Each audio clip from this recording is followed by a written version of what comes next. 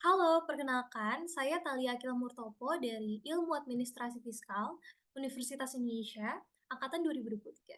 Di video ini saya ingin membahas terkait kasus SPT 1770 yang melakukan pembukuan. Sebelumnya, ada beberapa catatan penting nih yang perlu diketahui. 1.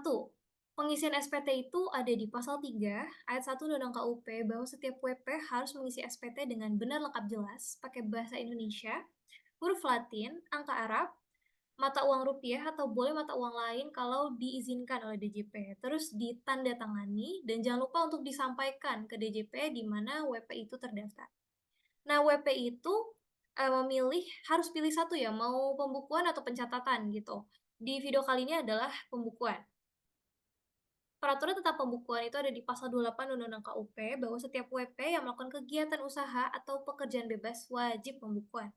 Nanti kasusnya wajib pajaknya itu melakukan kegiatan usaha ya teman-teman. Terus pengisian SPT itu harus dimulai dari lampirannya, terus nanti dipindahinlah ke induk. Jadi induk itu kayak sum up gitu. Terus kita juga perlu familiar nih terkait lampiran-lampiran yang ada. Pertama, lampiran 1 itu membahas tentang pasal 4 ayat 1 Undang-Undang PPH bahwa setiap penghasilan yang sifatnya itu tidak final, maka nantinya akan digunggung di akhir tahun dan dihitung dengan tarif progresif untuk WP orang pribadi. Lampiran 2 berisikan tentang withholding tax ya, nature withholding tax yang mana pajak itu dipotong atau dipungut oleh pihak ketiga. Terus untuk di lampiran 3, ini tentang penghasilan final dan yang bukan objek pajak. Jadi pasal 4 ayat 2 dan juga pasal 4 ayat 3 Undang-Undang PPH. Lampiran terakhir itu ada harta, kewajiban, dan juga susunan anggota keluarga. Berikut ini adalah contoh kasusnya. Nama wajib pajaknya itu Nathaniel Archibald, kita panggil aja Nate gitu ya. Jadi si Nate ini adalah pengusaha pakaian batik dan memilih metode pembukuan. Terus ada daftar anggota keluarganya, dia punya istri, Serena, terus ada anak kandung, Blair, seorang pelajar, jadi boleh dijadikan tanggungan. Terus ada adik kandungnya, namanya Dan. Karena hubungannya itu garis datar ya, secara horizontal, jadi itu tidak boleh dijadikan tanggungan. Sesuai dengan penjelasan pasal 7 ayat 1 Undang-Undang PPH bahwa hanya anggota keluarga sedara semenda dalam satu garis keturunan lurus yang bisa dijadikan tanggungan sepenuhnya. Jadinya nggak boleh ya teman-teman. Terus untuk sang ayah, karena dia masih pensiunan dan menerima penghasilan dari pensiunan juga tidak boleh dijadikan tanggungan. Akhirnya PTKP-nya itu menjadi K1 dan Serena memilih status kewajibannya itu kakak atau kepala keluarga. Berikut adalah daftar harta dan juga kewajibannya. Terus kita isi dulu nih ke SPT-nya.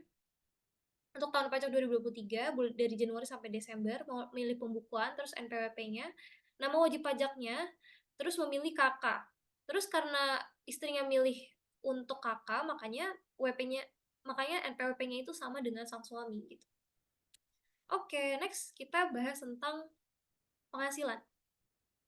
Pertama, penghasilan dari bisnis income, karena dia pengusaha ya teman-teman. Untuk mendapatkan peredaran bruto usahanya ini, kita harus kurangi dulu dengan returnya. Makanya hasilnya jadi 4,4 M dan kita masukkan ke dalam lampiran 1 halaman 1 di sini, peredaran usaha. Terus kita kurangkan dengan HPP yang akan menghasilkan laba bruto usaha.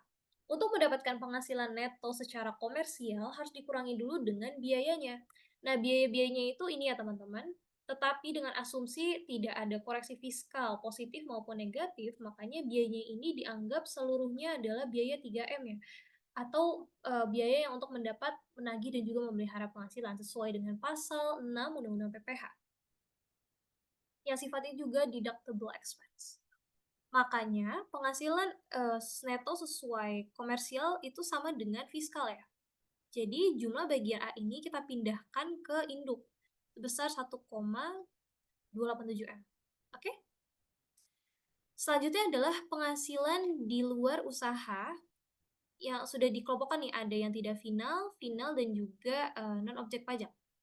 Untuk penghasilan final pertama ada komisi. Jadi ceritanya si Nate ini membantu seseorang untuk menjual apartemen dan dia dapat 2% dari 2M yang mana totalnya menjadi 40 juta. Jadi kita punya lampirannya tersendiri nih. Kita taruh 40 juta di sini.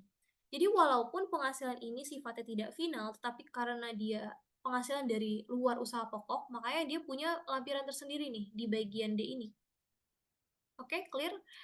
Dan tidak lupa dia juga menyewakan kendaraan, 200 juta dikurangi sama biaya servisnya dulu, 20 juta. Jadi totalnya 180 juta untuk sewa.